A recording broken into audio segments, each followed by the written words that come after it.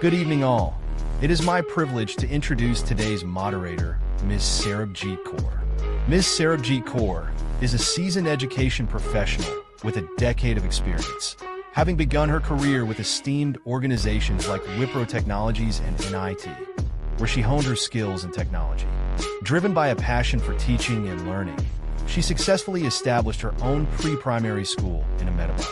Transitioning into the education sector, she served as a TGT maths and computer teacher and later took on the role of primary coordinator, guiding and supporting her colleagues, staff, and early educators in their professional development. Her commitment to empowering both students and educators has been a constant driving force.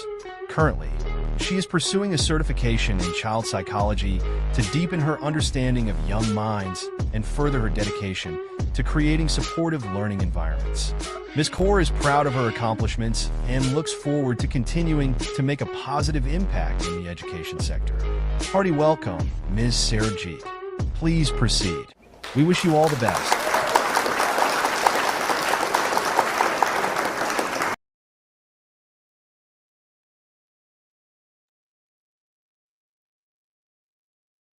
Yes, sir. Yeah, please start. Yeah.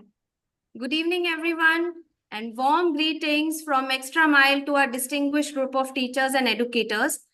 Extra Mile, founded by the visionary Dr. Abdul Salam sir of BTech, is an elite platform for both online and offline training. With a network of extra expert trainers, Extra Mile aspires to deliver on-demand, on-site training throughout India. Before we begin, I would like to express my heartfelt gratitude to Dr. Abdul Sir and Extra Mile Education and Training for this wonderful opportunity. A warm welcome to all the participants as we embark on this enriching journey focusing on economic success strategies. Building on its legacy of innovation, BTech and Extra Mile Education and Training are thrilled to present this session featuring the expertise of highly acclaimed and talented resource person, Mr. Kutbuddin sir. We are eager to share valuable perspectives and actionable strategies during this session. I am privileged to welcome Dr. Abdul sir, a distinguished figure in the education sector known for his extensive contributions as a CBSE resource person and master trainer. He significantly impacted educational standards in India through his role as an assessor for national accreditation.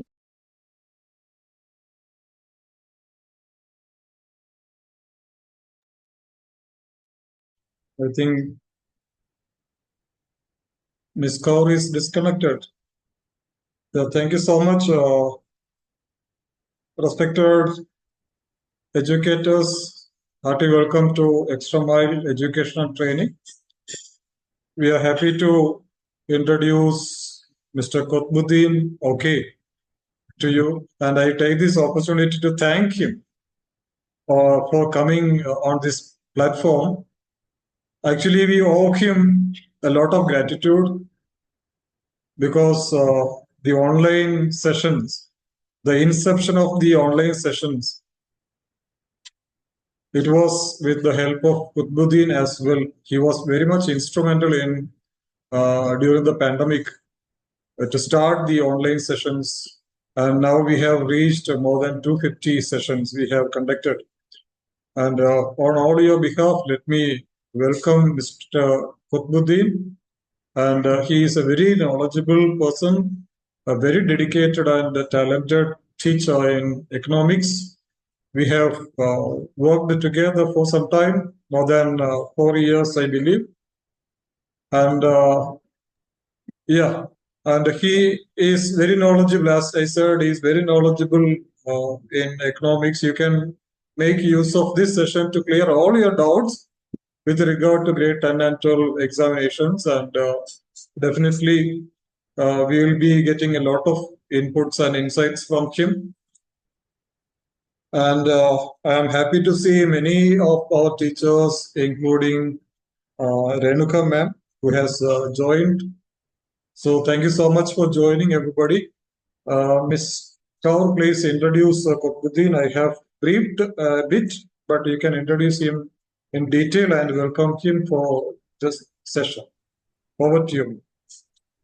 Okay, sir.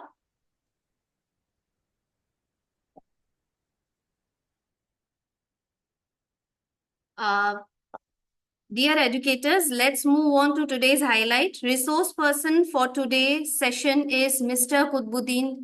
Okay.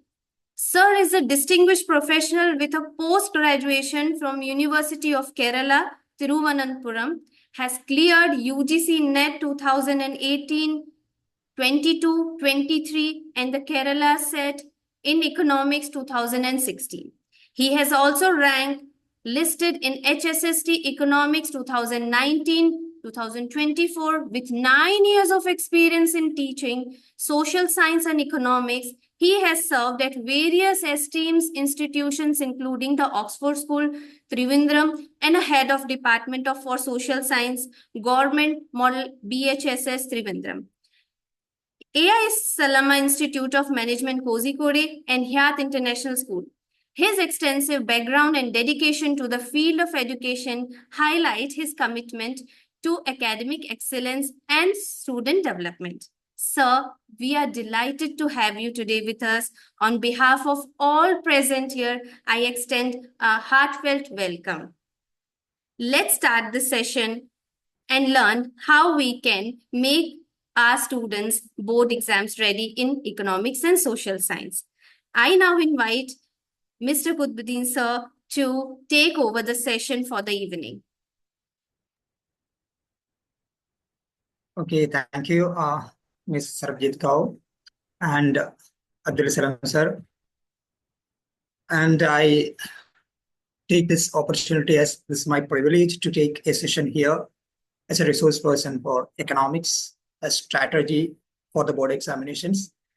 As already Abdul Salam sir mentioned that, and we were working together at the same time. I got an opportunity for taking a session for online tools during the time of the COVID pandemic, and the couple of the time we have met at that time. So now we have to discuss about the economics is one of the important subject. We know that. I'm not going to directly go to the strategies that we can follow for getting good marks for economics. And there will be different type of the opinions that comes from different parts or different students and the teachers that economics, some of the teachers and the students, they may say is that economics is one of the easiest subjects getting good score. At the same time, for the same question, same syllabus, some of the students are telling economics is not that much a friendly subject or a good subject for getting good marks in the board examinations. And there are two different types of opinions are there. And what would be the reason for that? This is not because of the content that is delivering in economics or the syllabus of the economics or different terminology that is being used in economics. No, this is not because of the content, but how we make prepare the students and how the students are preparing for the examination. That is the matter where they get good score or economics become a what is that, a subjects like that getting good score. But here, let me introduce the economics in grade 10 and economics in grade 11 and 12. These are the part of the economics. Here, before the board examination comes in economics for the grade 10, it's, I think, when it compared to economics for grade 11th and 12th, especially for grade 12th, economics in grade 10 is the easiest one among the social science subjects. But when we come to the grade 12th, there is a division. And I want to say that the division is there in economics for the two types of the students. I think many of the teachers, they are not admitting that issue. Can anyone say that what are the issue that we are facing in classrooms when we are delivering content of the economics in the classroom? Any issues that you face? Okay, they can use the chat box, right, sir? Yeah. They can use the chat box, right? Yes, they can use the chat box. Is there any particular issue that we are facing when delivering the content in a classroom, especially for economics? Dear participants, you can write it in the chat box. Reasoning assertion, that is logical Yeah. reasoning. Yeah. Reasoning assertions, then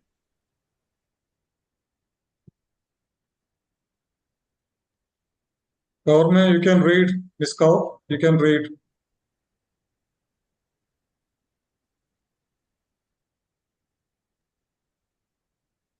Like too much portions for grade 12. Macroeconomics consists of numerical, which is difficult for low achievers. Math knowledge is required. 19 chapters. Then case-based questions. These are the challenging things they face in the classroom. yes, exactly. These all are the problems that we face. Many other problems also are there. Some of they are not ready to what the exact problem that they couldn't find. But some of the students, they are telling economics. Oh, whenever they hear the term economics at that time itself, some of the students, I heard that in my experience, some of the students, they say that even the accountancy is okay, but economics, that we can't think about it. Actually, I am seeing this in another perspective. Economics, not low achievers and high achievers. It's on the basis economics for humanities students and economics for commerce students. That will be different for them. That we can see. Most of the humanities students, they will say that, oh, economics is full of like that. We have telling, oh, we have to find a GDP, FC, GDP, MP, like that. At the same time, the students from the commerce field, they may say that, oh, economics is easier because something related to them. We have when we take balance of payment and all, oh, it is like a balance sheet that we have already learned, assets, liabilities, or capital, that all the terms, these are not new for these commerce students. Okay, so there are so many such kind of the different issues that before going to each one of the issue, let's see. Today, we will be discussing about the economics success strategy. How can we prepare? How can we make the preparation for our students for the board examination of 2025? We know that for the last 2 years, this year and the 2024, there is not much difference in the syllabus for economics for grade 10th and grade 12th. But in the last year, we have seen that for economics in grade 10, there are only 4 chapters. Among these 4 chapters, the last chapter, globalization and Indian economy, there is only 2 subtopics that will become for the board examination. The rest of the part will be part of interdisciplinary projects will be there.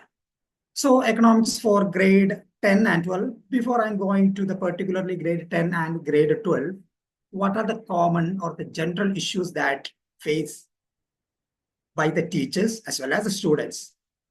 General issues, not only for the economics, some of the problems are very particular for the economics.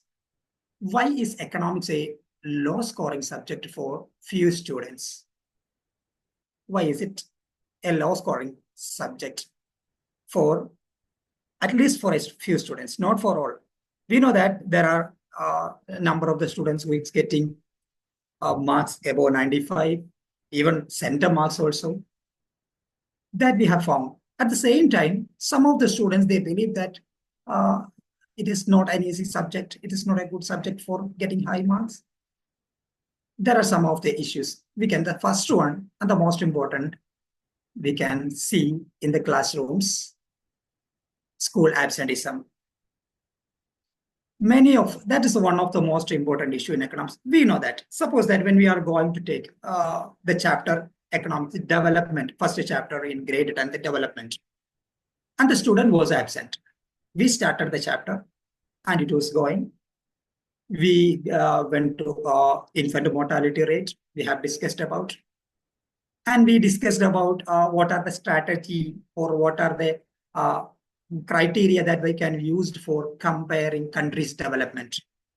We started with national income, or income can be taken as the first criteria. And when students was absent on that day, And next day, we discussed about the average income. He came and he will be thinking about average income is the best criteria for measuring or comparing countries' development or the state's development or the regional development or a development of different economies. But he didn't get what are the limitations for. We may discuss about the limitations of the national income when we are talking about the average income or the per capita income, but they don't know what is the criteria, what are the components of the national income that we have already taught. They won't understand it. In that development chapter across, we will use the term GDP for explaining national income. They don't know what is GDP.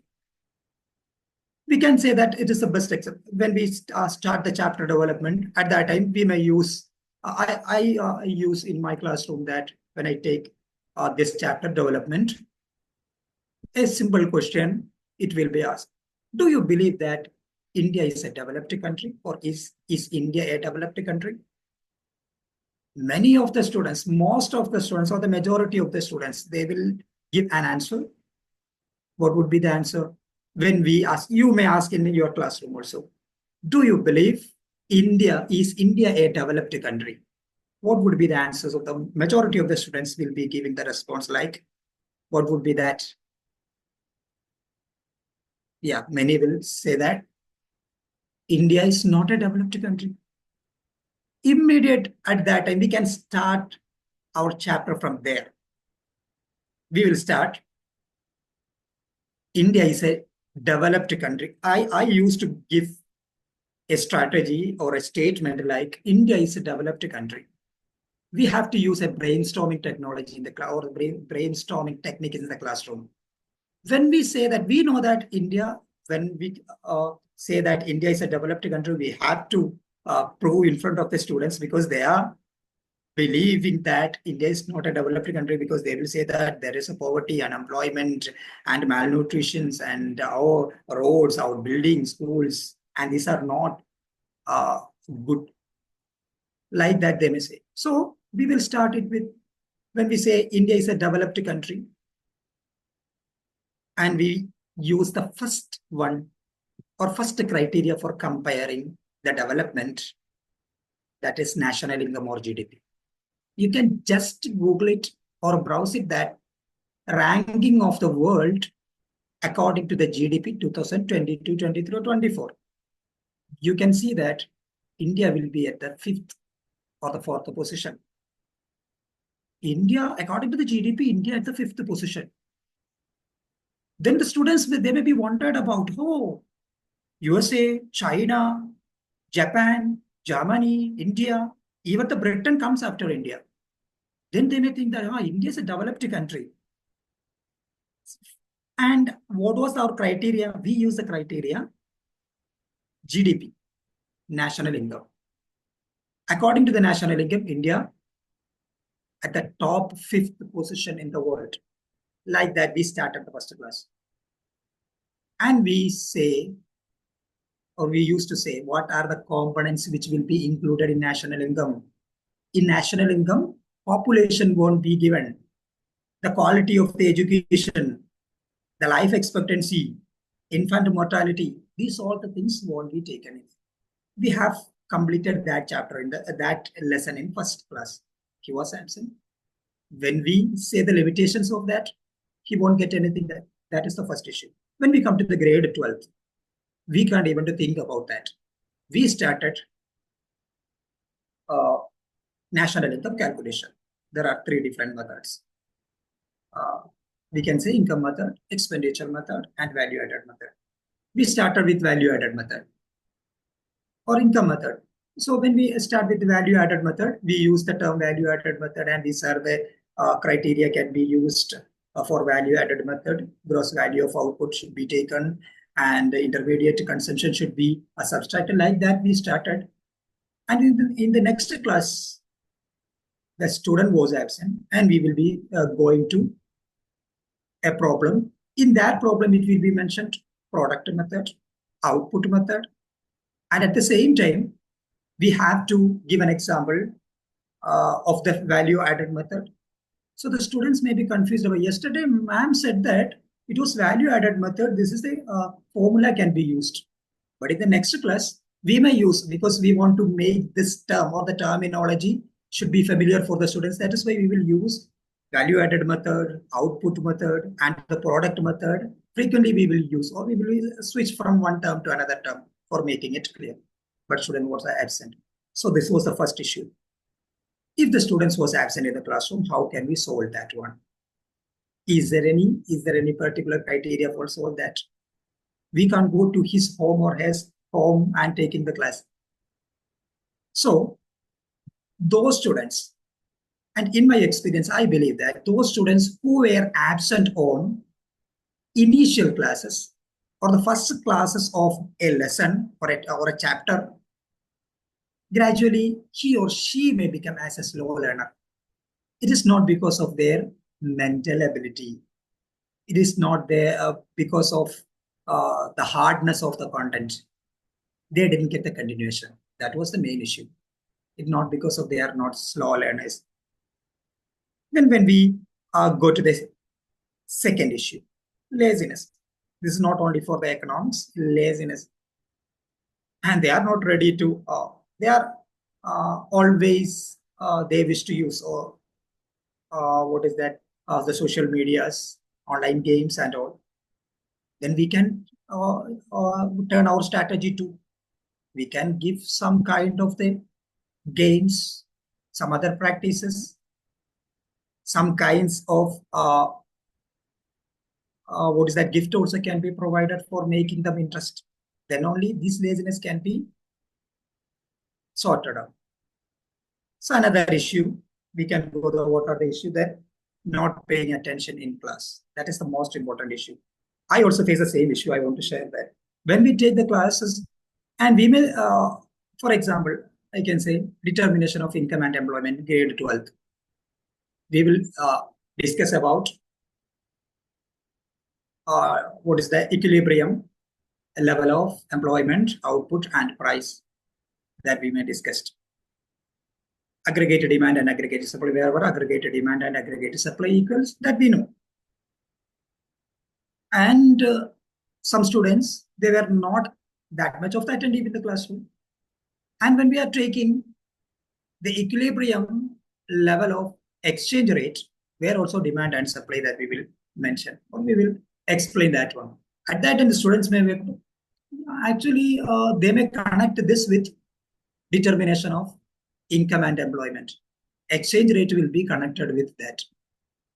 And they will be confused about if they are not paying attention in the classroom. So we should ensure that the students got clear about this concept. And the next issue or the problem challenge that we face, time wastage during the study leaves. Now we all are going to the revision classes, and sometimes some of the study leaves also they will get. To avoid such kind of the wastage, we should give proper assignments. It should be submitted.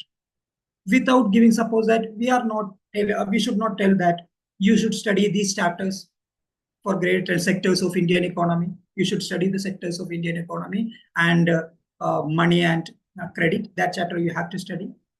In this way of the instruction won't give any result. They will be losing the time. They will be during the study leave time, they will be wasting the time.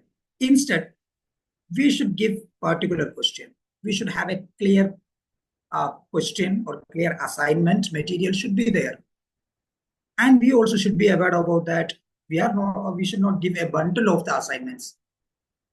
Especially a differentiated assignment should be there. And we should understand who all are the low learners, who all are the medium achievers, who are the high achievers. According to that, the content or the amount of the assignment also should be like that. And the easiest one should be given to the low achievers that we know. At the same time, the number of the questions should be reduced. That is also another psychological fact. 1 or 2 questions. At the initial stage, we should give only that much. For that one, we should prepare minimum learning material. That is mandatory. Without a minimum learning material, we cannot teach these low achievers students. Minimum learning material, what are the important concepts to be learned, and we should not have such kind of an attitude that I want to teach the everything for this student also, and he also should get this one. And we should not ask that he got this one and why don't you, or why can't you follow this, like that we should not ask. So for solving this issue, we should have a proper assignment material along with minimum learning material should be there.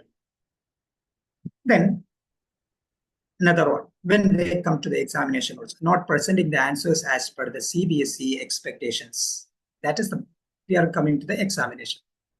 Not presenting the answers as per the CBSE expectations. Suppose that there is a question. Explain deflationary gap and the inflationary gap. Students may explain it very well. They will be saying that it is a difference between excess demand and equilibrium level of the demand, and the gap will be, or the gap will be in actual demand and the required demand. They may be explained it very well, and they may be underlined. Everything will be there, but they didn't get the marks. Suppose that if it is the question for 4 marks, they may get only 3 or 2.5 marks. What happened? And in the question paper, it cannot be seen that with the help of diagram. In some of the question they may ask. For some other question, it won't be there. They should understand. They should, the CBSE expecting that they should explain this answer with the help of the diagram. That should be happens. That is another. And some of the, when we come to the grade 10th, in development, finding average income. The students may think about on the average income, or when we get there are 5 families, just find family 1, there is 2,000, family 2, 5,000, family 3, 3,000, and family 4, 8,000, family 5, 10,000. These are the income. Just find the average income. It's very easy. Last year question paper also, we could see that there is a question which the average income may be given, the income of one family. Actually, it's very easy question, but the student, they didn't get that. Oh, we are not asked about to find the average income. Rather, we have to find the income of one family. So the students should understand the question, and the CBSE expected level answer should be there. And when we the next one, overconfidence. This is another issue, overconfidence. Because of the overconfidence, we can see the students may say that when we come to determination of income and employment, they will say that, yeah, they will be simply say that I know this graph, just draw the graph.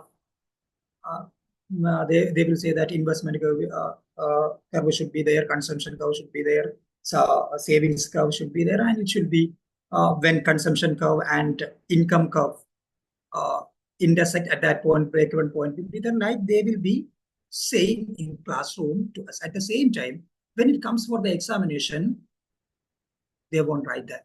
They write it properly. They have of the overconfidence. They know that this I know, like that. We have nowadays CBSE also have a they have changed in the pattern of question paper also. They last time also we have seen most of the students, they are expecting that national income accounting, there will be one question for 6 marks. CBSE changed the pattern.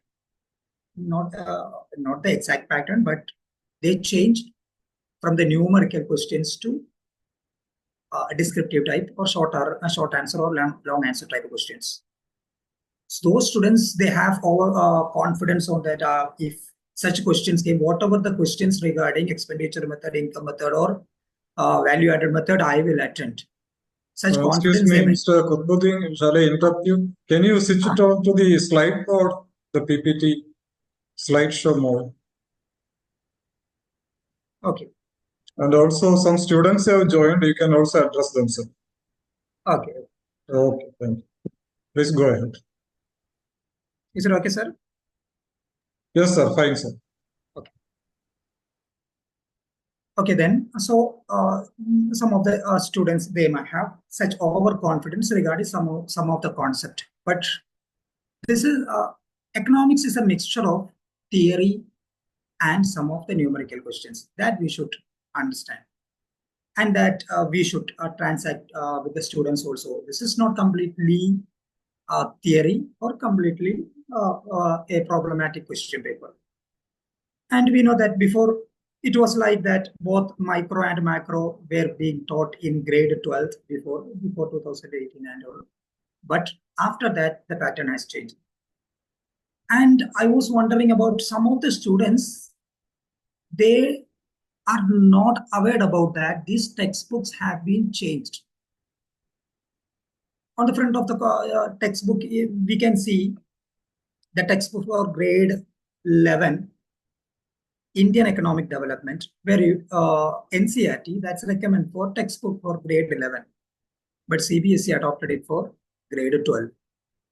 That different because they are not even to touch the textbook. Whatever the content that's delivered in the classroom by the teacher, they are simply writing down. After that only they came, oh, this textbook was not that one. I want to, just a couple of days before the examination, they may say that, oh, I want to change the textbook from the school because I got a wrong textbook from the school. Then only they came to know. Some of the parents also may be thinking, oh, this is the textbook for grade 11. The school has wrongly given to for grade 12.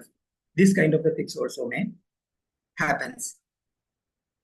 Then next one, excessive indulgence of in tuitions are there. When we give all the materials, when we complete the portions, revision materials are being given, assignments are given, and we have well explained all the question answers, PYQs given, everything that we given, and we send them home for studying. Even at that time also, some of the students, they will be busy with their tuition. Actually, the tuition time is over. It should be over at least before 2 months before the examination. The next 2 months, they should be concentrated only on the studies. What will be happen in the tuition now? Here in the classroom, we are teaching. At the same time, then we, when they go to the tuition, also at that time also teaching happens. Learning was not happening. I'm not against the tuitions. It should be there. Some of the students, it may be required for them. Some low achievers, it may be required there. At the same time, it should not. Most of the time, they will be going to the accountancy tuition morning, and noon at the noon time they will be going to another tuition. After 2 o'clock, they will have another tuition for the business study, then economics, like that. Even 1 week before the examination also it may happen. So that's another issue. Then next one, not practicing numerical regularly. That we have discussed. They cannot mark up or the by heart all the questions which comes from numerical part. It will be given only the directions, formulas will be there, equations will be there. At the same time, like mathematics, in this part, the students should care about the regular practicing of such numerical questions. Some of the numerical questions, there won't be more questions for grade 10. There will be 1 or 2 numerical questions. It may be regarding to average, calculating the average income, or sometimes it may be asked a BMI, body mass index, like that. Very simple numerical questions may be there. But for the grade 12, it will be there for chapter national income. It will be there is national income calculation is there, and chapter money and banking where deposit multiplier and their working of multiplier is there. When we come to the determination of income where MPC, MPS, APC, at the same time investment multiplier, that will be there. When it comes to the budget, there will be, we have to find out primary deficit, fiscal deficit, and budgetary deficit also should be, revenue deficit should be found. So such kind of the problems will be there. When it comes to the last chapter, macro, so we have balance of payment. There also current account deficit will be there. But very rarely it will be asked current account deficit numerical questions. If any such questions, we should have a clear plan. Your teachers should have a plan about which all the area where will numerical questions comes. We should have a material for them. Only for the numerical questions, we should have a material. And we should provided for the students also. They should not feel that economics is full of some of the students, they may be good for the theory part. They should not feel that this part is economics is full of like numerical questions, problems will be there, numbers will be there, or the percentage should be found. They should not feel like that. That is why I think less than 40% of the area will be there. Some of the examinations, board examination also, there will be the question only for less than 20 marks. The numerical questions will come. So the students should have such clear idea about that. Then next one, leaving questions unattempted. That is at the time of the examination. How can we solve this issue? Once we finish that portion, student should get opportunity for writing the examination in the same pattern of the board examinations. For that, we should provide time and the schedule and the question paper to the students. They can take whatever the exact question paper of the previous year questions. If there's no changes in the syllabus, they can take the previous year question paper, how it is, and ask them to write within this time. 3 hours will be there for the examination, but they should have a practice that to complete this examination in 2.5 hours or 2 hours, 45 minutes. They should complete that. Such practice they should have. And they should have a proper planning for writing the answers. And we should students. Some of the students also here are there. When you start MCQ questions or objective type question, there will be 20 questions of MCQ or objective type, which include assertion reason. Here we have seen that assertion reason is one of the issue. I will come to that point. How can we solve assertion reasons? How the students can make it easier. That I will come to that point. Before that, these all the question. The students should be aware about all such type of the questions. So students should get an opportunity for writing the same pattern of the question paper even before going to the exam room. That may be a reason.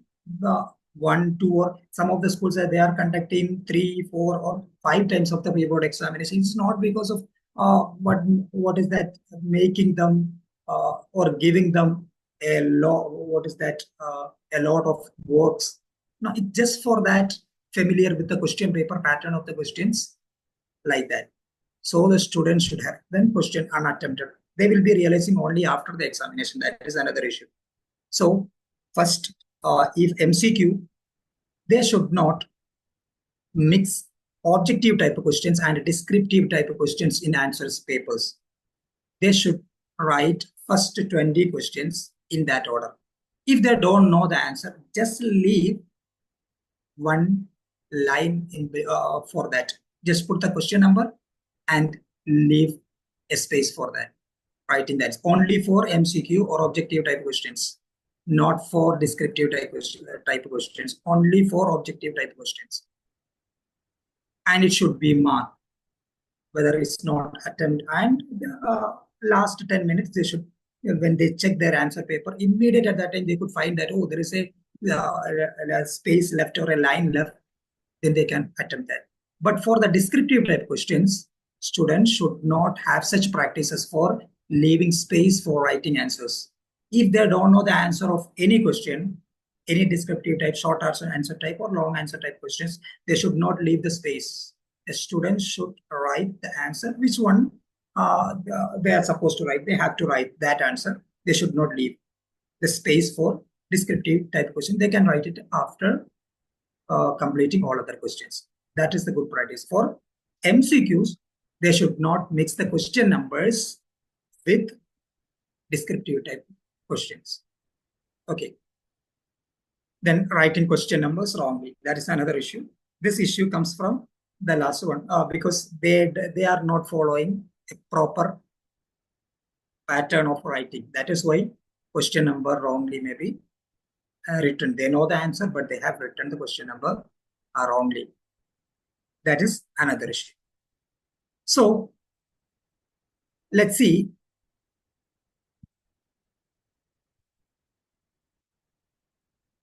What are the strategies? So we have seen some of the basic problems and what are the remedies for that problem also that we discussed. For when we come to the particularly economics, what all there are some of the general tips. Both for I mixed here grade 10th and 12th together, and we will see later separate grade 10th and grade 12th questions that we will see later. Here, the first one, books to be followed, means which of the books or the material should be followed. That is one of the important. Every student should have, or they must have, any one of the material with them. A completed portions material should be there. A full material or a full chapters material should be there with the students. That will be that. Suppose that a students have all the material with them after 2 months before the examination. We can say that half done. Otherwise, they will always be thinking about, oh, I don't have this chapter. Sometimes they may miss one or what is that one topic or something. But in their mind, they will be thinking that, oh, I didn't have that material. Like that, they may be thinking they will be panic. So they should have a material, which books to be followed. For grade 10 economics, NCERT textbook is the best material. NCERT textbook is the best material for grade 10th economics. And another thing, previous year question paper. We know that there are 5 chapters in the textbook, but 4 are there for the board examination. And we can say development sectors of Indian economy, money and credit, and globalization. And Indian economy, the globalization, only subtopics that we have already discussed. These 3 full chapters are there. 20 marks will be there from these 3 chapters, or 3.5 chapters. There will be 20 marks. This is not like history chapters, not like geography chapters. We know that for getting this 20 mark, it is not easy for history. It is not easy for geography for getting not easy. No, when it compared to the economics, it's not that much easier. But grade 10 economics, it's wonderful portion that we got. The best content for getting 20 out of 20 marks. In the last year's question paper, in the blueprint also we have seen there are about 7 questions that ask from MCQ questions are there. So if the students wants to get MCQ question answers, they want to read the textbook. That is the first one. And here, assertion, reason, statement type questions and such type of MCQ questions can be attempted. What the strategy can be used for that? We can use one strategy. Ask students to prepare the question. Rather giving question or answers, ask students to prepare the questions. And you should not say that, oh, you prepare the questions of these full chapters. No. We can make the students in a different groups. Ask them to prepare the questions. MCQ type and assertion and reasoning questions. So they have to read the textbook for making such questions. You should give a particular area, paragraph, or a topic for making that. Otherwise, what would be happening? They will be directly going to internet and they will take some of the question paper questions from there. They will simply type in assertion and reason questions from the chapter sectors of Indian economy. They will get a number of the questions. They will be copied from there and bring it. So you have to select particular area or the particular paragraph for making such questions. They may go with ChatGPT and all. At the same time, we should give such practice within the classroom. That is why within the classroom that we have to give such practices during the time of the revision. Revision and reteach are different. That is, teachers that we should care about that. Reteach and revision should be the separate one. Revision is not again the teacher is teaching the content again and again. No. some of the revision material, revision practices, questions, and worksheets should be there, and it should be completed by the students. And the teachers don't feel that, oh, I'm not talking much in the classroom. Students are doing, and then suppose that someone else observing us, I'm not doing anything in the classroom. No, we have to intervene there. Suppose that some of the students may have a doubt regarding how can we make a session and reason. Simple tip for preparing a session and reasoning questions. Because of the term, because of we use assertion, and we have to read the assertion question, then add a sentence because of this assertion and because of this. Like that, because of this reason. Like that, the question should be made. Then definition and meaning. I have mentioned the minimum learning material. In that minimum learning material also, we have to focus on the key concept, important concept of the chapter, definitions, meaning. That should be clear. Then only the students can follow. First, what is the definitions, and give them or let them to define or redefine it. There will be a standardized definition in the textbook.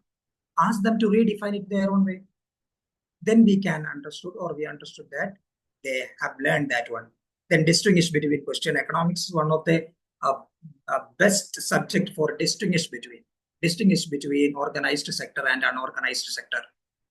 Distinguish between public sector and private sector, or distinguish between formal source of credit and informal source of credit.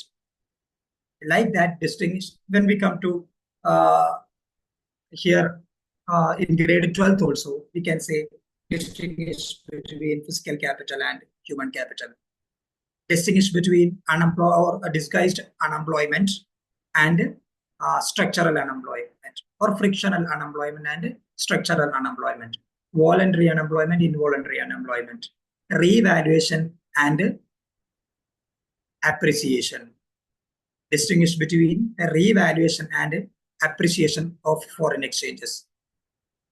Then distinguish or differentiate between devaluation and depreciation. At the same time, we can ask distinguish between appreciation and depreciation also. So distinguish between questions. Many such questions can be seen, accommodating items and autonomous items. So distinguish between questions. So we have to make such tables.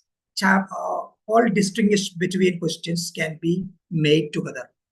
There will be 10 or 12 distinguish between questions for grade 12. There will be 6 to 7 or 5 to 6 questions for grade 10th also.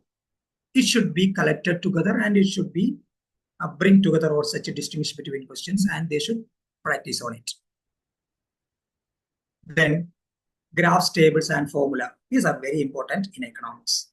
Both in graphs, the grade 10th students or the teachers may think that graphs, tables, and formula is that much important for grade 10th. Yes, we have the graph. The tables, graphs will be there in the question paper as source-based questions. It will be there. It may be taken as for comparing the development of different states. Kerala, Punjab, and Assam. It may be taken. Comparison of the development, or compare the development of per capita income will be compared. GDP will be compared.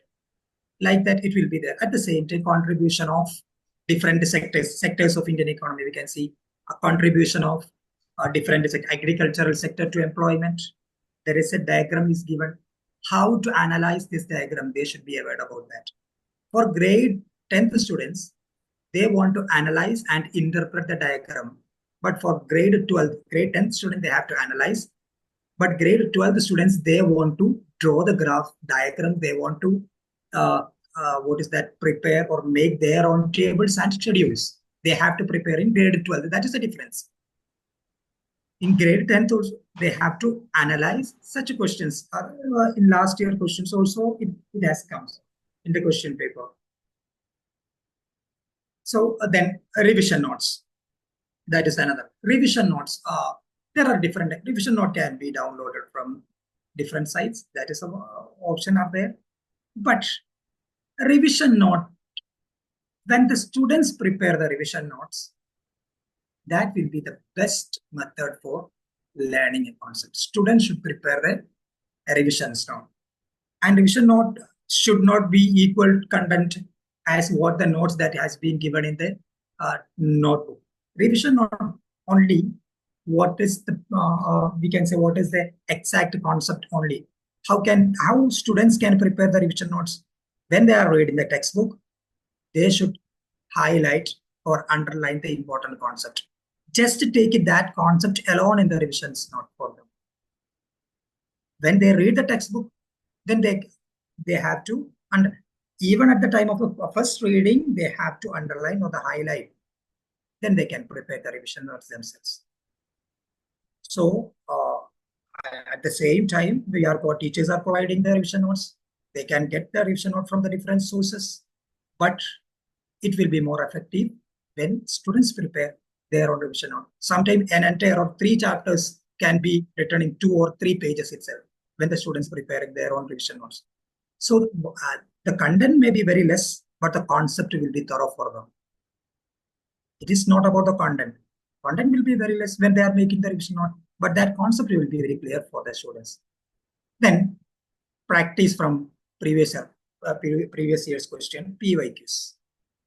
And here there are 2 strategies for grade 12, especially for IED, Indian Economic Development, and macroeconomics. That we will see later.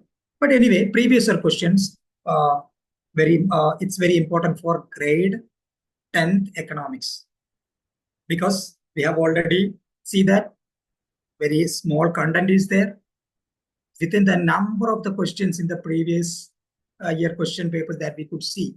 Almost all portions or all part of the questions have been asked in the question papers. But among them, there are some of the questions which CBSE favorite questions are there. Yes, for example, CBSE favorite question, we can say some of MNREGA, Mahatma Gandhi National Rural Employment Guarantee Act, 2005. That is previous year questions. Formal source of credit. It is another one that we can say. At the same time, we can say why average income is not the best measure of comparing countries' development. Limitations of average income. That questions are there. So these are some of the questions which CBSE frequently asks. We have to pick that questions. That question should be, so we have to teach the students these questions first. Then only they will be getting ready for another question. So these questions should be learned very well. The next one, revision notes that we have already discussed. Then particularly we can go to grade 12 economics. So these all are common for grade 11, grade 10 and 12. And just understanding the pattern of the question paper, or just know about the weightages of chapters and all. We have already discussed what all the strategies should be used. So I have mentioned this one. Many of the students, they are not, even now they are not aware about what are the textbook of them or grade 12 for to study Indian economic development and introductory macroeconomics. On the textbook, it may be textbook for grade 11, it has mentioned. Textbook for grade 11, but it is for grade 12. Okay, before 2018, the micro and macroeconomics that they used for grade 12, but some of the state syllabus or state examination, they are using these macro and micro together in grade 12. But here we have to Indian economic development and introductory macroeconomics. There are the different objectives for the CBSE for opting Indian economy and macroeconomics together. One is that we know that both macro and micro, both are numerical and questions or the problem questions will be there. diagrams will be there. That is why one of the textbook that completely focusing on theory part, Indian economic development. Another one, macroeconomics, both theory and some of numerical questions also will be there. And we can see the chapters, Indian economic development and introductory macroeconomics. Marks allotted for. When students prepare for the examination, they should aware about these marks. When it comes to the national income and related aggregates. An introduction part also will be there. Differences between micro and macro like that. Then Keynesian economics, features of Keynesian and contribution of classical economics. That will be there as a part of national income and related aggregates. In textbook, name of the chapters and the syllabus, it will be different. We know that NCERT and CBSE are two different autonomous organizations. They will be NCERT is prescribing some of the textbook or recommending some of the textbook. CBSE will be framing their own curriculum and their own syllabus also will be there. So according to the CBSE syllabus, these are the name of the chapters. But in the textbook, the students may be confused about it. What is the number of that chapter, sir? Or is it chapter number 3? When we write national income and related aggregate, when we give the name of the chapter, students may know it is introduction chapter. Do we want to write introduction chapter number 1? Like that there will be. So it should be happened in the classroom that first we have to clear the syllabus for the students. These are the syllabus for you that the students should have a copy of the syllabus too. Then only they will be aware about that. So national income and related aggregate, 10 marks. Determination of income and employment, 12 marks. More than out of 40, 22 marks, more than 50% of the marks can be scored from these two chapters. National income and determination of income and employment, these two chapters are there. And some of the students, they have a misconception that national income and related aggregate is all about problem. Actually, there is only one part, that calculation of or national income accounting, calculation of national income, 3 methods, and real income and nominal income, that part only will be there in numerical part. But the rest of the questions are from the same chapter, so theory parts are there. Precautions of income method, precautions of expenditure method, and value added method are there. And these all that, even though for that each one of the methods of the national income calculation, there are the theory parts. It's also have that much importance. And we know that normal residence and a domestic territory, there will be a theory questions. Examples will be given. Entirely different, and that is one of the speciality of economics. Some of the very current examinations also will be there, or current affair examination also will be there in the question paper that we want to know, or we want to know that whether it is related to which of the concept of this chapter. So such question also will be there. So theory is also important. 10 marks for that. Money and banking. When we are focusing on money and banking, there will be some of the, like in grade 10, CBSE favorite, some parts are there in this chapter. Money and banking. Functions of RBI.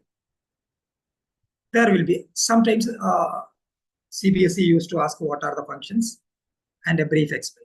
But most of the time they will be asked what does it mean by, or explain what bankers bank function of RBI, or government banks function of RBI, currency authority or issue of currency. So different type of such function may be asked. So that is one of the important part. Those low achievers, we should focus on when we provide any material when we give any strategy, any plan for the students, we should be aware about that. These different capable students are sitting in our classroom. So we should have also such type of the differentiated questions, even for the board examination also should be there. Because some of the low achiever students, they can score. For example, we can say functions of Reserve Bank or the central bank. That will be there in any way, that will be there in the question paper. So that part can be given to low achievers and it can be simply explained. And working of multiplier. I think for some of the students, working of multiplier is especially deposit multiplier is a hard part for the students. How it comes working of multiplier in money and banking chapter. How does it comes to the next level or next round of the transaction and the next round of the transaction? What's happening here and what legal reserve ratios are there? According to the legal reserve ratio, the deposits amount will be or the loan amount will be diminishes and deposits amount also will be diminishes. And in working of multipliers, most of the students, they have a confusion with totaling of working of multiplier. They may be simply totaling of 4 rounds of working of multiplier will be there, but it should not be totaling that we know.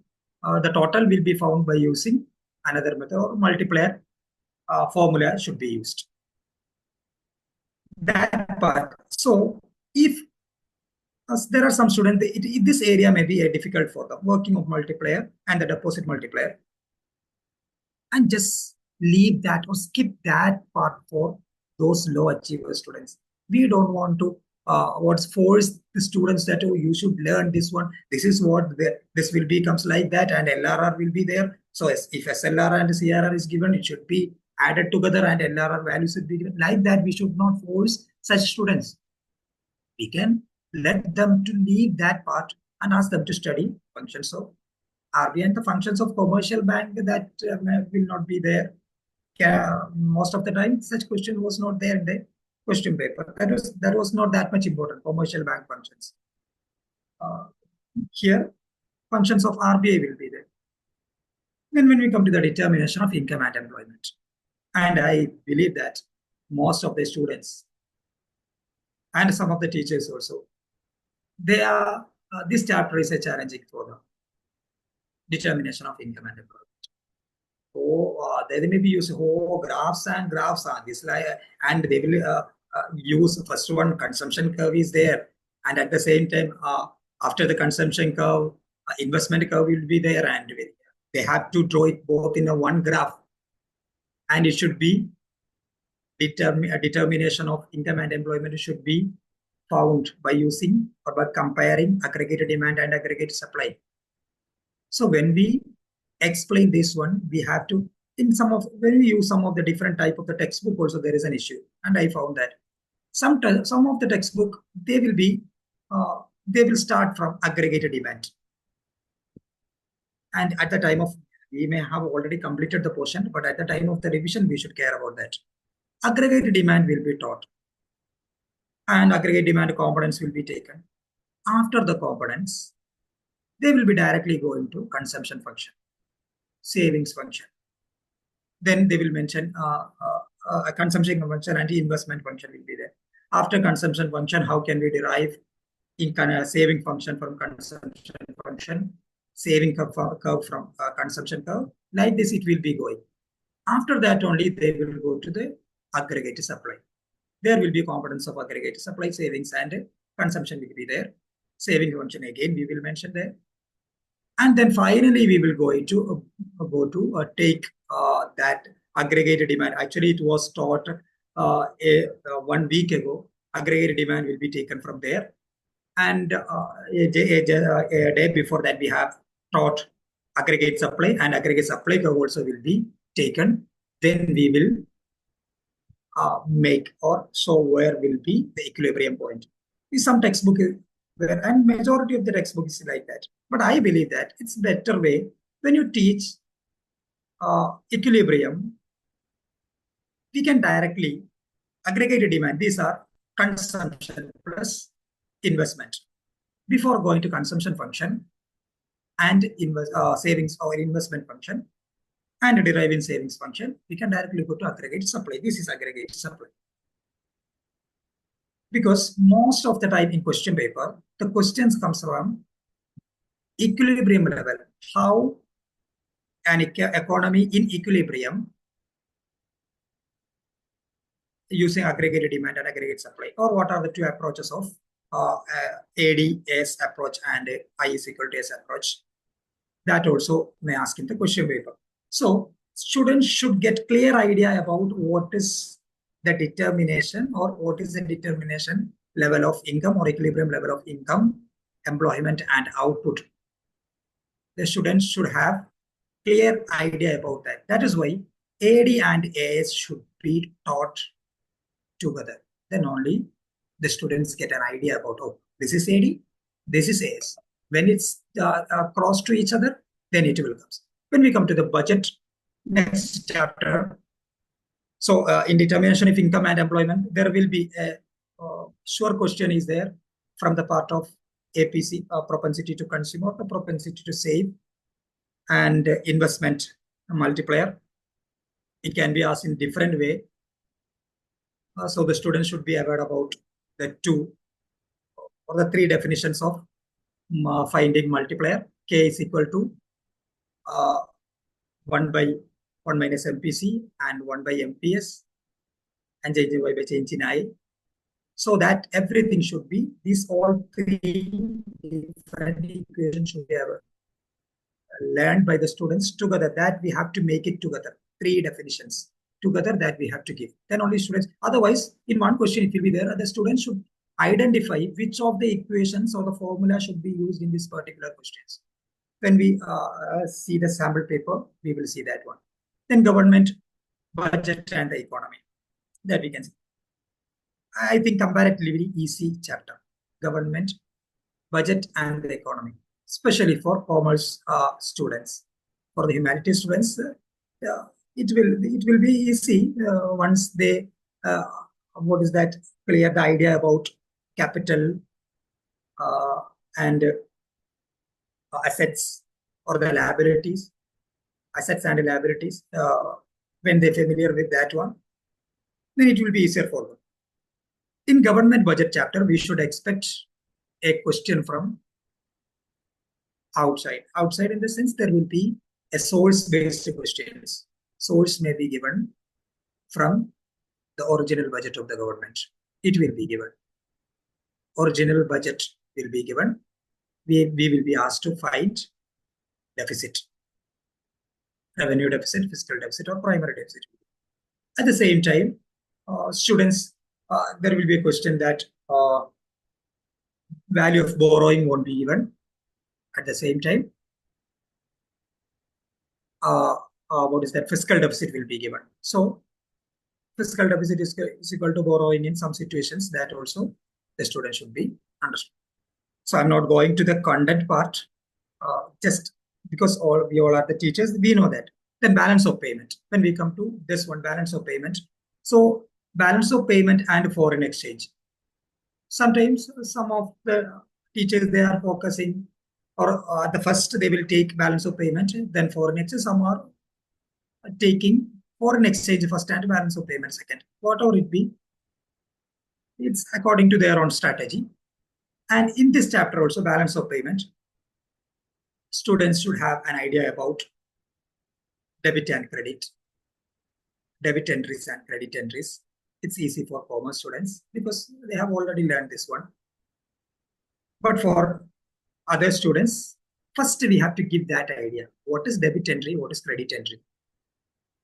What inflow, what does it mean by inflow and outflow? Inflow of foreign exchange will be entered in credit side and outflow in debit side. What is debit side? What is credit side? That we have to teach them first.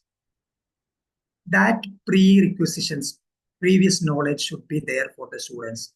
If it is not there, we have to give that idea. Then it will be very easy. They will say that. And autonomous items and accommodating items. It's very simple. Below the line and above the line. Why below the line and above the line? autonomous items, when we enter the autonomous items, we are not concerned about what would be happen in the balance of payment, whether it will be going to deficit or will it be, we are not focusing or concerned about whether it will be going to deficit. We will think that it is on the basis of we have to make the profit, like that. Such entries will be there in balance of payment. And one of the graph questions also may expect from that chapter, that is determination of foreign exchange in flexible exchange rate system. That also is there. And I have found some of the mistake in some of the textbook. So when drawing change in aggregate demand, I'm not mentioning the textbook, some of the guidebook. So when you are following any guide, you should be aware about that. It is one of the best-seller guide for economics. There is a mistake in determination of exchange rate and change in demand. When change in demand happen, excess demand and deficient demand is being shown in that graph. There is so you should not ask the students to completely or blindly depending on any textbook. All such graphs should be taught in the classroom and it should be there in their notebook. Then only it will be clear for them. Then when we come to the Indian economic development. So same, what is that? 40 marks will be there, 44 in the macro and 44 Indian economic development. Some of the students, Indian economic development, they will be good score. So here also there are some of the issues in the chapters, development experience and economic reforms since 1991. These are 3 chapters for some of the book. First one, India at the eve of independence. Second chapter, it will be economic reforms or economic planning. And also second chapter, it will be planning or economics development experience 1950 to 1990. That also is there. In some textbook, you could see reforms since 1991, like that. But there should be for Indian economic development, and I recommend NCERT is the best material. But for macroeconomics, that we cannot say, because macroeconomics, some of the part, it is not organized and it's not easy for the students. For the teachers, it will be, we can take it from a concept in between, but it is not students friendly. It's not easy for the students for finding the formula, finding the words. For example, we know that gross domestic or fixed capital formation may be given, and fixed capital formation plus change in stock, then only we will get gross domestic capital formation. We know that. But such kind of the direct equation won't be there in macroeconomic textbook. You know that. But for Indian economy textbook, NCERT textbook is the best material. So they have to follow that one. And current challenges facing Indian economy. In this chapter, for the Indian economic development, for the first chapter, we have to expect more number of MCQ questions. So both from even before the independence, we know that, and after independence also, there are a number of the MCQ assertion reasoning questions can be expected from these chapters.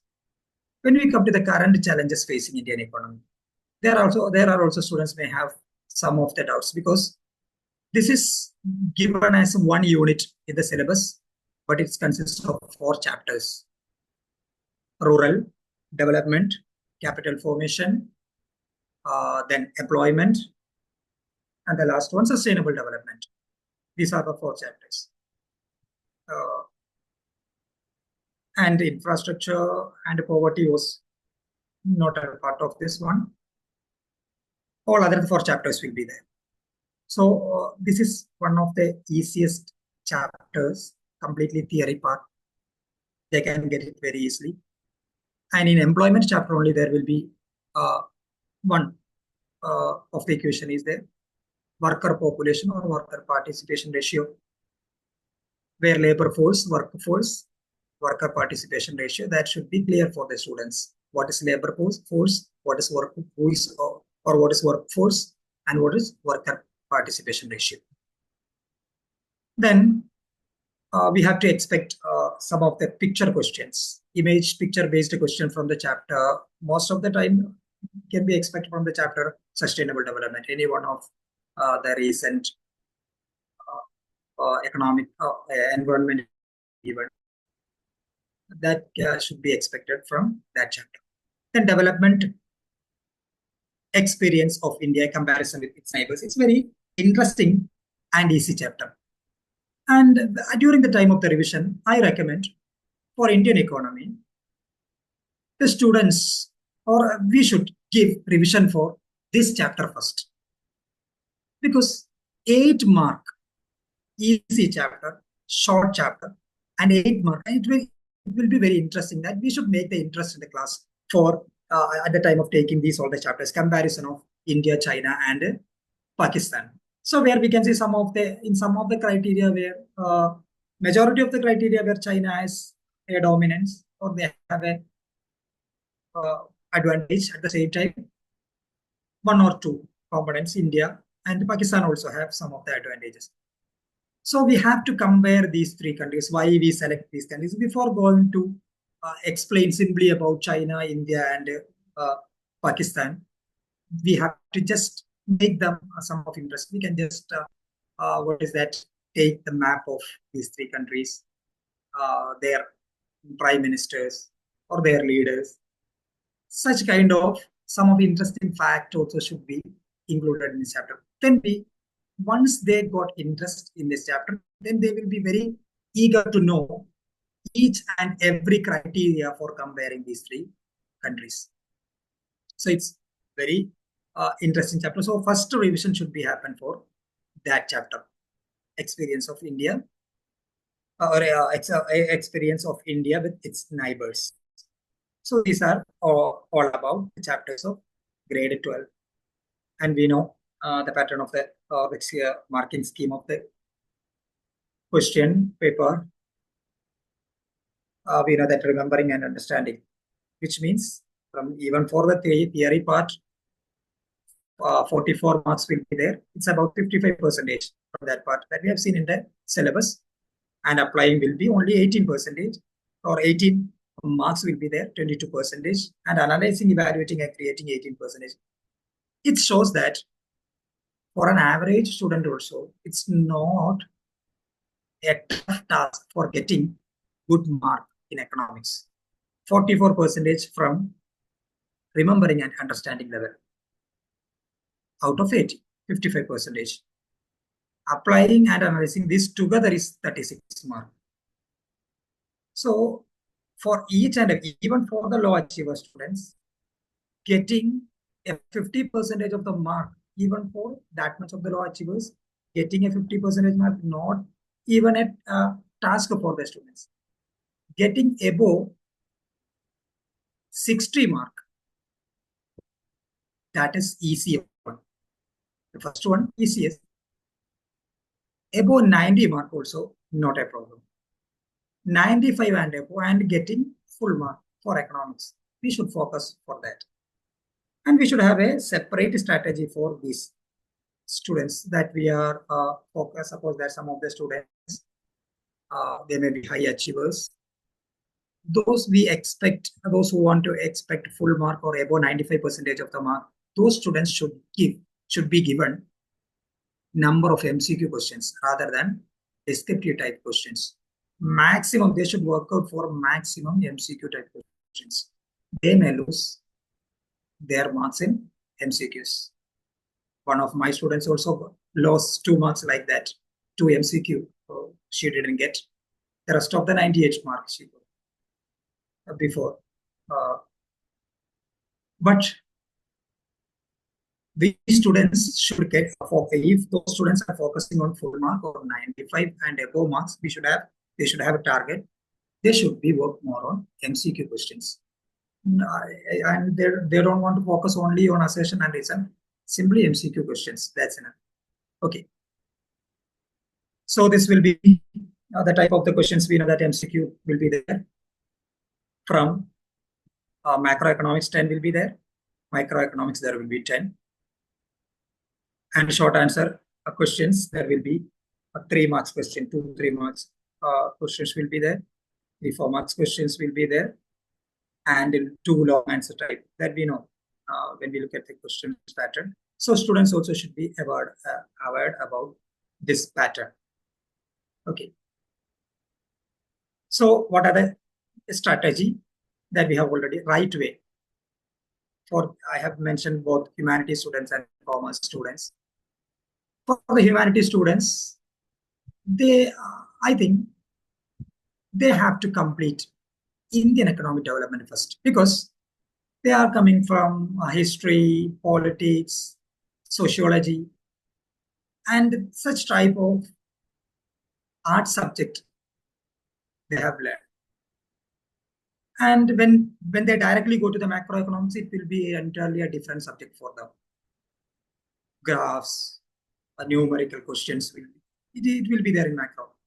So they will be always, oh, macro is that much of hard subjects. So instead of that, they have to focus, not focus, they have to complete Indian economic development first, because it will start from history of Indian economy. Then it will be comes to the reforms. And then after that, what is the current status, current problems? Then it will be a more interesting comparison of India with its neighbors. It starts from pre-independence. What was the condition of India at independence? What are the measures that we have taken? What were the growth? What were the goals of planning?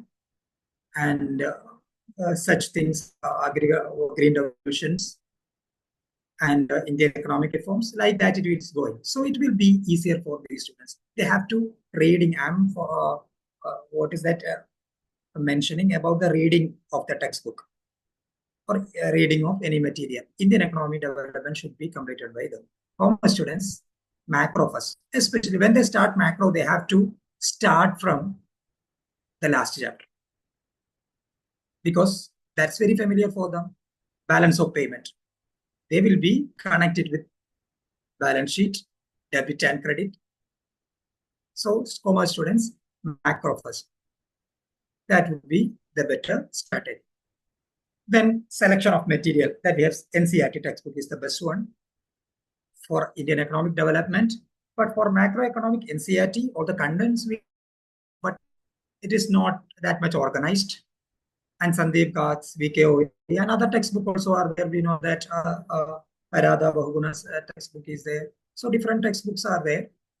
So whichever the textbook they are following, or for that textbook, that full content should be completed. Before start reading the textbook, they should take a printout of our syllabus, because there will be the number of additional extra questions, power questions, like that. There will be number of out of the syllabus questions also will be there in that such type of the guides. So along with the syllabus only, they have to go for that. Then they should be familiar with the questions. PYQ question is the best one. And I have to mention one more thing. For Indian economic development, PYQ is not a best method. PYQ does not have that much important. It has important. Previous year questions have important, but not that much important as macroeconomics. What the reason? I have already mentioned. Previously, CBSE adopted micro and macro for grade 12. Indian economic development recently changed. So in previous year questions, very recent for 5 or 6 years of the questions will be there, previous year questions. But for macroeconomics, it will be there more than 15 years or 10 years of the questions will be available. It means still there are some of the area which is not being asked by the CBSE from Indian economic development. So there are some other areas also are there. It has importance, but not that much important. I didn't say that it does not have any more. It has importance, but not that much important as macroeconomics. Then chapter-wise important question. That is another method. Previous year questions can be used for what is that? Just familiar with these questions, question paper type, questions type and all. And when you use previous year's question paper, you should be very concerned about change in syllabus. Before the COVID, or even after the COVID, also there is the changes in our syllabus. Because there are a number of the changes happens. So we should be scared. Aware about that. At the same time, we know that after the COVID, there was a term examination. Term 1 and term 2 examination also was there. So when we take any previous year question paper, there will be term examination. It was completely focusing on MCQs. Term 1, we know that. So we cannot take only that. For MCQ type questions, that term 1 question was in after the COVID 2021 or 22 at that time, there was a term examination. So for the MCQ practices, we can take the question papers or the previous year question papers from that year. Then chapter-wise important questions that should be prepared. Chapter-wise important questions. Then case-based questions. Just familiar with the questions. Then pattern of the questions, objective type questions, which including multiple choice questions will be there, statement questions will be there, assertions and reason questions will be there, and other multiple choices questions also, multiple options questions also will be there. Then descriptive type questions, we know that short answer type of questions will be there.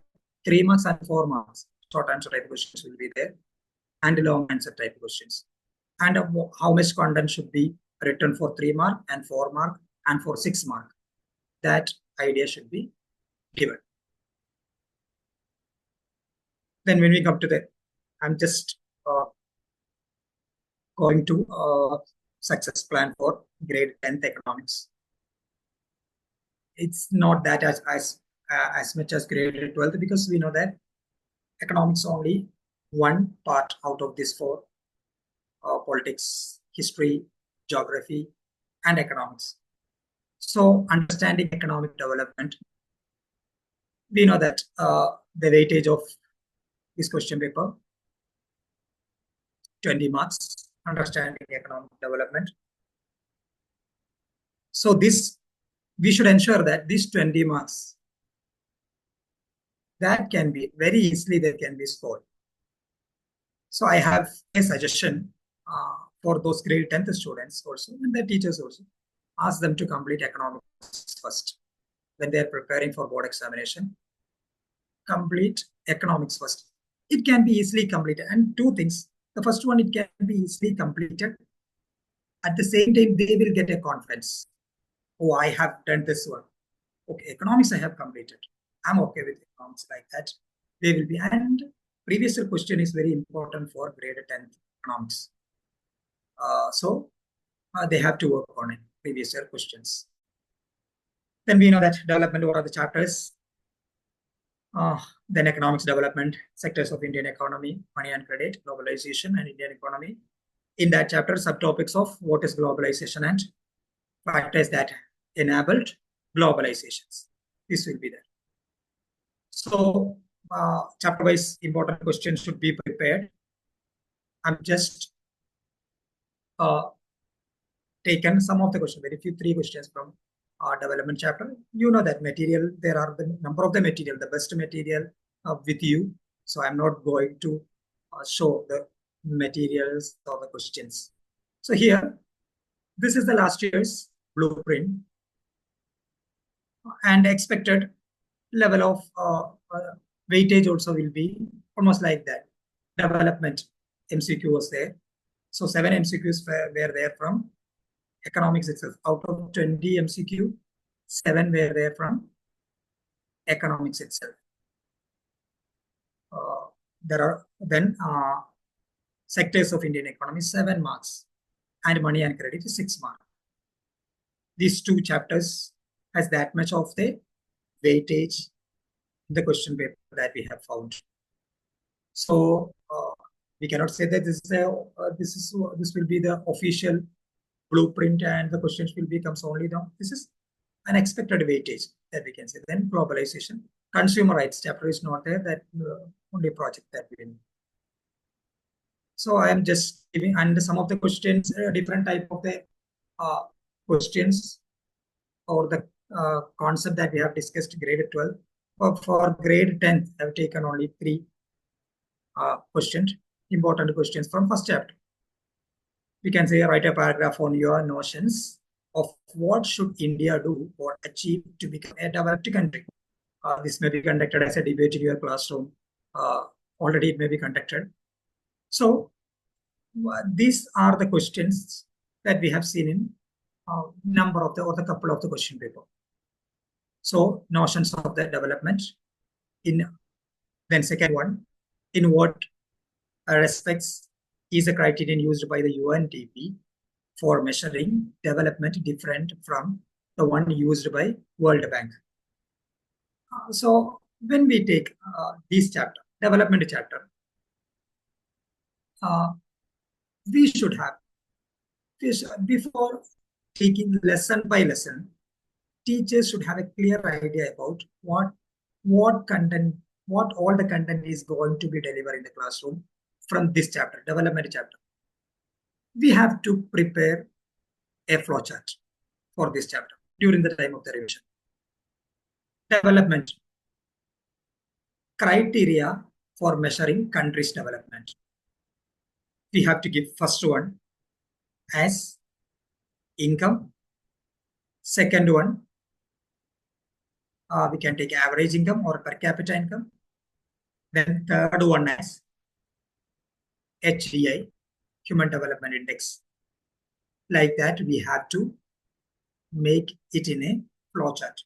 Students should get a connection. These 3 are related. And the second one, the first, as I said, India at the top 5th position according to GDP, national income.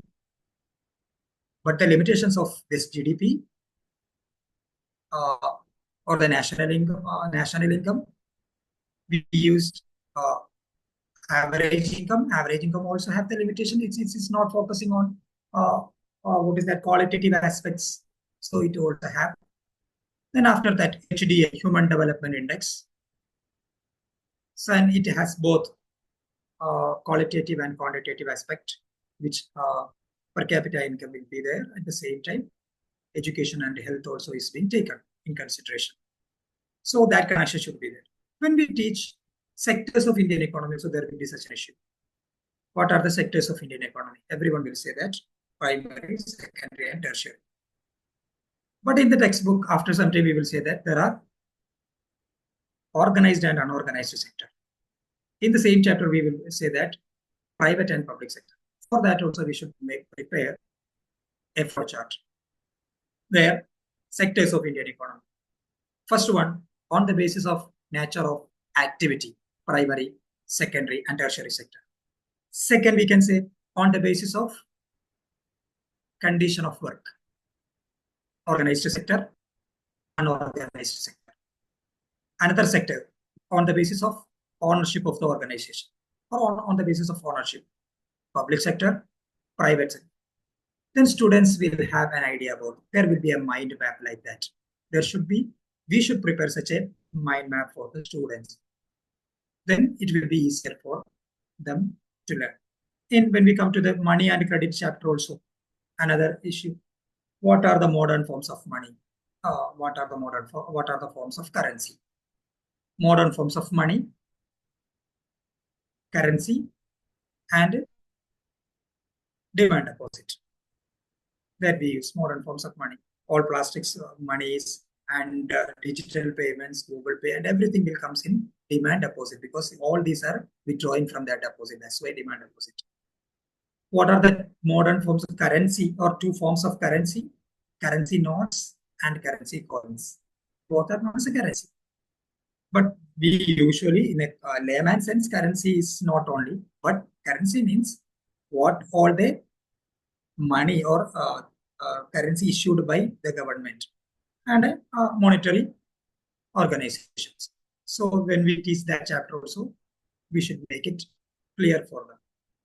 So self-help group is one of the important questions from that chapter. Most of the time they will see in the question paper, self-help group. Then globalization, where what is globalization and what factor enable globalization. 3 marks question has been asked in the last year. This year also we can expect question from that one. Then why do we use a third question, use averages? Are there any limitations to their use for averages? Illustrate with your own example. What is average? What are the limitations of average? That also should be mentioned. Here you can see illustrate with your own example related to the development. So in that example should show the limitations of averaging. It is not a simply example. This example should be able to showcase the limitations of this one, average income. For example, we can take when the example is there in the textbook itself. There are 5 families and 4 family have the income of 1,000 rupee alone. And the 5th family, their monthly income is 50,000. When we take the average income, what would be happen? Those 1,000 rupee income family and 50,000 income family will become equated into a one common value. So there will be a deviation, a big deviation from both ends. Okay. So I hope that I have, within a short span of time, I have gone through some of the area, and it is not easy to, it is not easy to, what is that, shorten these all the points. We know that each and every chapters or the content have the different type of the questions, and then both numerical and the theory parts are there. Yes. Also, hope everyone got something from it. Thank you for sharing these effective tactics, sir. I think they were very, very helpful for us. And dear participants, if you have any questions, please write it down in the chat box. You can ask, sir. I think we are queued with 2 or 3 questions here in the chat box. Let me read it for you. How to make students prepare for getting 20 out of 20 in MCQs? Okay. Okay, may I? Yes, sir. Yeah. Okay. MCQ, that I already asked you to that. Yes. Yes. Okay. We can do one thing. 2 tips can be is there for giving 20 out of 20. The first one, we should give objective type questions without options. Question and answer. Question and one answer alone. When students are preparing for MCQs, they should not get multiple choices. Yes. They should get multiple choices when they are writing examination. They should get one question, one answer. Then they can clearly, they will get, when they read the question, the answer will become to their mind immediately. That is the one technique. Another one, I have already asked students to prepare the questions themselves, MCQs. They have to prepare the questions, write one answer. After they're completing that one, they should be asked to prepare the choices also. After they completed all the questions, then only they should be prepared. They should be asked to prepare choices for that question also. Then they are the teacher's duty. When they prepare the choices, these choices should have some logic. And logical choices also should be made. For example, we can say, what are the sectors of Indian economy? There will be different sectors. The first one, primary.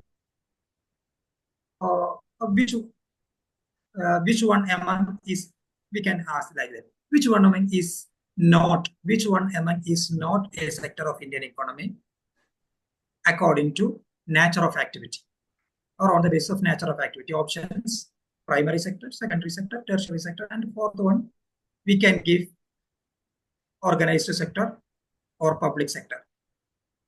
Option should be like that. But the fourth one should not be primary sector, secondary sector, tertiary sector, then politics. So fourth one should not be a question, an option like that. Should be a logical option. Okay. Thank you. Okay. There is one more question here, but I think you have already answered it. Sir, can you suggest few textbooks for +2 students? I think sir has already Sarabjit ma'am, you are not so audible. Can you speak aloud? Can you keep the mic closer? Yeah. I think sir has already answered about, sir, can you suggest few textbooks for +2 students, which is already, I think sir has answered. NCRT textbooks, Sandeep Garg and VK Ori. Am I correct, sir? Yes, sir. Thank you, ma'am. You now noted that. Okay. Please have the text. Yeah, I can see that slide in front of me, so I could have answered all these Okay, questions. And yeah, if there are more questions.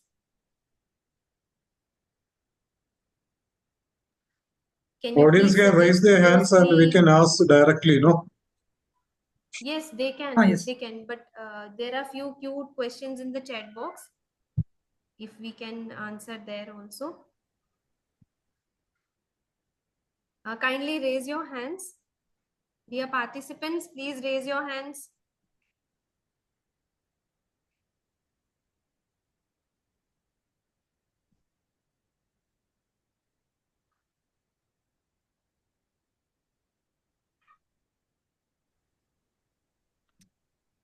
Good evening. Could I please share my doubt? Yes, Yes. please. First of all, thank you so much, sir, for the session. I really appreciate it. Sir, I'm having a query. Now, you were telling that for low achievers, scoring 40% or 50 or 60 or 70% is not an issue. But for scoring, 95 and above, that's where the main hurdles are coming.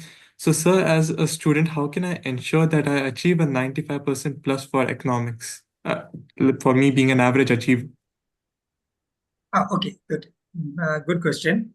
And who said that you are an average achiever? That we cannot say. And this is that I talk here. The teachers also are there. Teachers, they know that how to give different types of worksheets and question for such type of the students. So when the teachers providing such materials, it doesn't mean that those students they will get they don't get the questions from all part of the chapter. They will get the question from all part of the chapter, but pattern of the questions it will be easier one. For example, we can say we can directly ask what are the obstacles or what are the limitations of average income. This can be asked to a student, though he is not performing well. At the same time, the same question can be asked in another way. Even though India has a good per capita income, India is not considered as one of the developed country in the world. Still, we are lagging with developing country. So, such a type of question, term differences will be there, but not the content differences. And for an average student, also can become can get the 95 above marks if they have proper plan for study.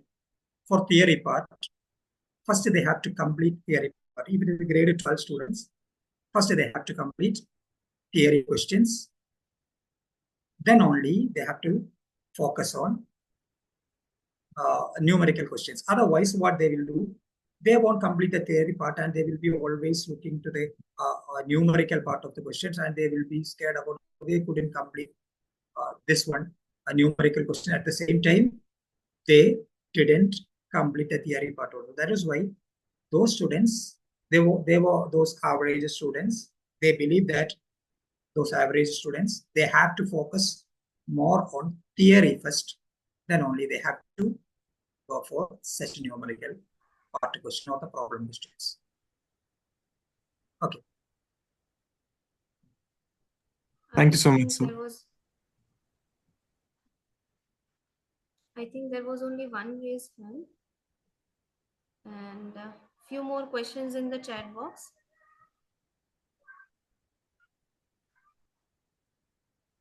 Whether economics times article are important for board exams? Yes, that's a good question. That's for Indian economic development. For grade 12, yeah, Indian economic development, it's very important. Timelines, and because it is a connection that I have already said. Indian economic development start from pre-independence period. Then what happened during the time of independence? Then after, how we improved, or gradually how it was happened. That was a time path is there. The chapter's name also like that. First one, we can say that India's development experience during the time of independence.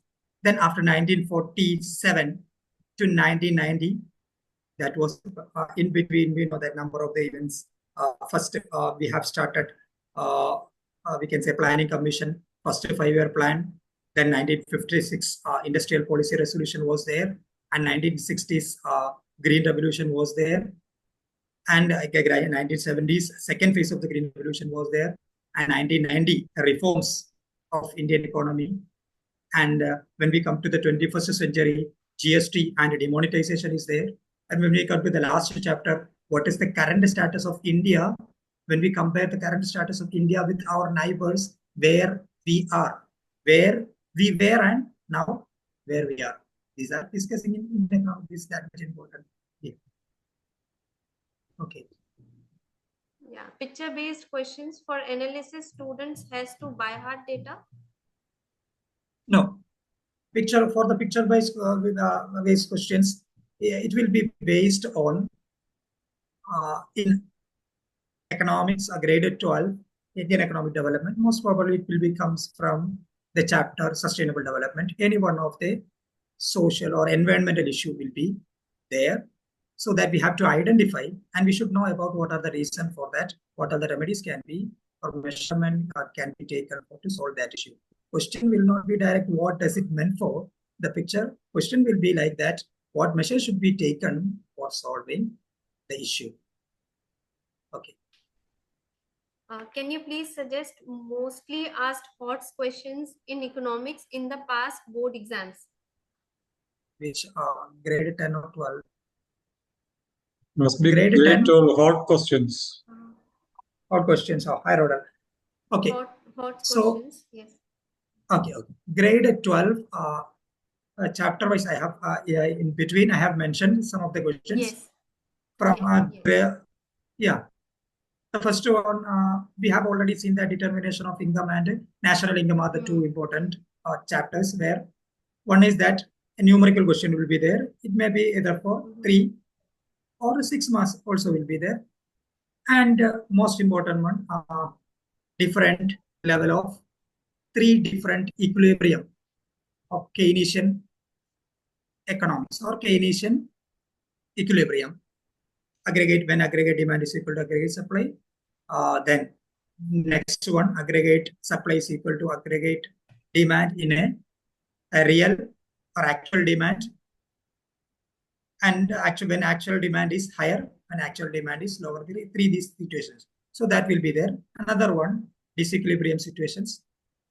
And most expected one of the question, fiscal policies and monetary policies. Monetary policies have that much of the importance because it is there in 2 chapters, but we in determination of income chapter that we are focusing, the same topic was there in chapter money and banking. So new, we can say, monetary policies, both quantitative and qualitative. That's another important hot questions. Thank you, sir, for imparting your profound knowledge of economics and social science. Your expertise has significantly enriched our understanding and approach to the subject. We are grateful for your time and passion for sharing your expertise with us today.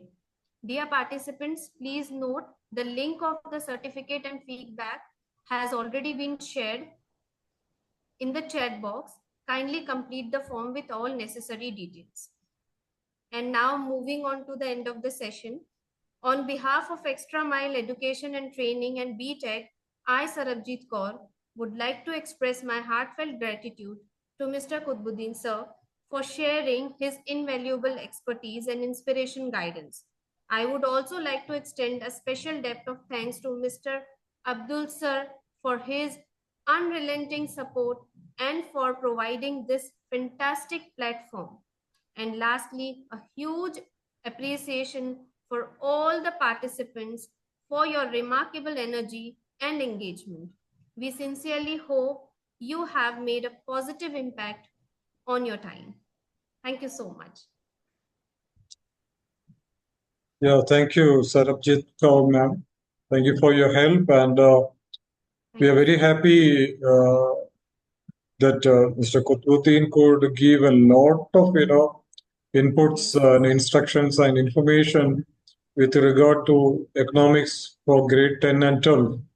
So we are very much grateful to you. Thank you so much for your valuable time, and the effort is huge. We understand because you were dealing with grade 10 and 12, 11 and 12, which requires a lot of time. So we have spent almost 2 hours now. This is definitely very extraneous for everyone, but considering the need of the hour, the session is going to be a reference for those who have not joined or who had to leave in between. And for those students as well, we'll be posting this video on our YouTube channel, which you can make it as a reference book with Mr. Kutbuddin has prepared, and he presented very well for you. Thank you so much, sir, for your wonderful effort and great dedication and valuable time that is spent for the students and teachers of economics. Definitely, they will score better with your blessing and your inputs. So thank you so much once again to all the participants who have joined. We understand that your time is very precious, and time is less as well, because in many schools, most of the schools, exams are going on, paper correction is there, teachers have less time, but you have spent your valuable time with us. Definitely we will be coming up with help to ease the examination procedure and all. I mean, how students have to prepare for the examination and all. Thank you so much. Thank you once again. Thank you, Kutbuddin sir and Sarabjit Kaur ma'am. Thank you so much. Thank you, Thank you, sir. Good night. Thank you, Thank you, sir. sir. Good night. Good night. Thank you, sir, for your Good night. valuable Good night, everyone.